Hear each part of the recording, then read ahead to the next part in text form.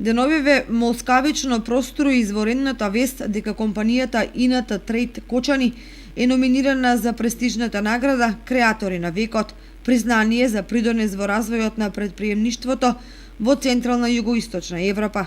Номинациите на една од наградите Креатори на векот е направена од страна на управните тела на организаторите на проектот Самит на предприемачи 300 најдобри и Креатори на векот, организацијски тела на самитот, програмски, организацијски и извршен комитет, голем број на предприемачи, локални заедници, државните органи, невладини организации, медиумите и други институции во областа на Југоисточна Европа и посебна меѓународна комисија која врши постапката и ќе донесе конечна одлука за победниците. Паралелно со доделувањето на наградите ќе се одржи и регионален самит на предприемачи од Централна и Југоисточна Европа 300 најдобри. Инаку компанијата ИНТ Трейд од текстилната индустрија е основана пред 20 години. Има над 100 вработени и се вбројува меѓу 200 најголеми и најуспешни компании во земјава.